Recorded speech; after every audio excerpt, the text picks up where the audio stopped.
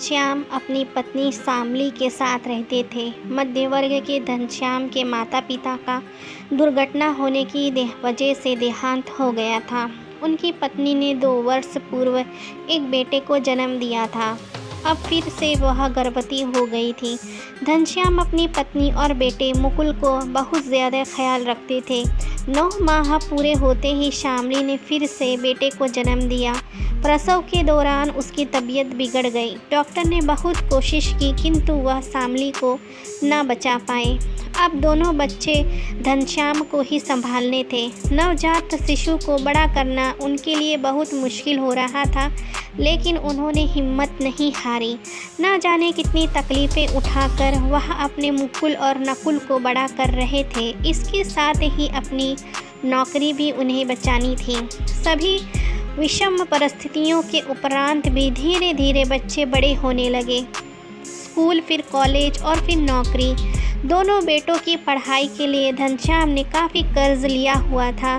सेवानिवृत्ति के बाद भविष्य निधि का पैसा मिलते ही उन्होंने अपना कर्ज उतारा और दोनों बेटों की एक ही साथ शादी भी कर दी, ताकि शादी का खर्च 2 बार ना करना पड़े। शुरू से ही घनश्याम की एक ही तमन्ना थी कि अपने बेटों को पढ़ा लिखा कर उनके पैरों पर खड़ा कर दे और उनका परिवार बसा दे। स्वयं के लिए उन्होंने कभी कोई ख्वाहिश रखी ही नहीं। अपनी सभी जवाबदारी पूरी करके अब घनश्याम बहुत खुश थे। सोचते थे अब सुकून के साथ रहूँगा, बेटे बहू और आगे चलकर नाती पोते। शायद अब मेरा संघर्ष खत्म हो गया। नौकरी लगते से ही दोनों बेटों को दूसरे शहर जाना था। दोनों बेटों ने अपनी अपनी पत्नियों के साथ जाने की तैयारी कर ली।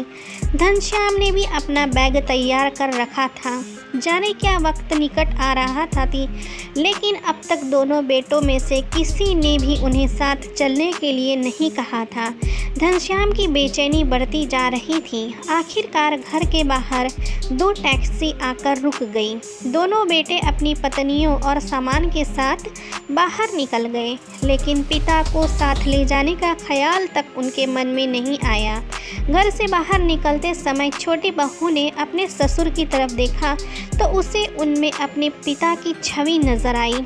उसके कदम वहीं रुक गए और उसके दिल में एकदम से यह ख्याल आया कि भैया भाभी पिताजी को कितना अपने साथ कितना प्यार से रखते हैं, इसीलिए आज मुझे अपने पापा की चिंता नहीं है, वरना शायद उन्हें अपने साथ यहाँ लेकर आती तो फिर इस घर के मालिक इनके पिता को यहाँ अकेला छोड़कर कैसे जा सकती हूँ। मुझे मेरे पिता ने ऐसे संस्कार तो नहीं दिए थे।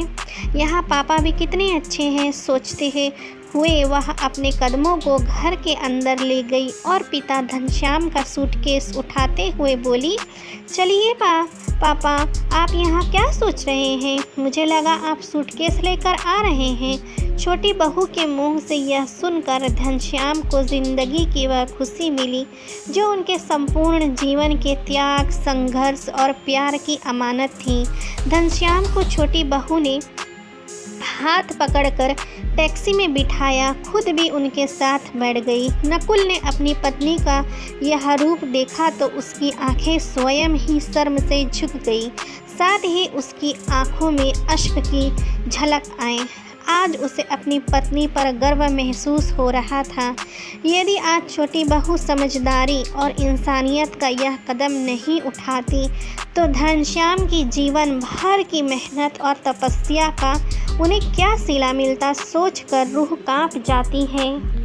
दोस्तों, अपने माता पिता के संघर्ष को कभी मत भूलना। जब माता पिता अपने बुढ़ापे में हो तो उनको अकेला मत छोड़ो, बल्कि उनको उस वक्त आपके साथ की और भी ज़रूरत होती है।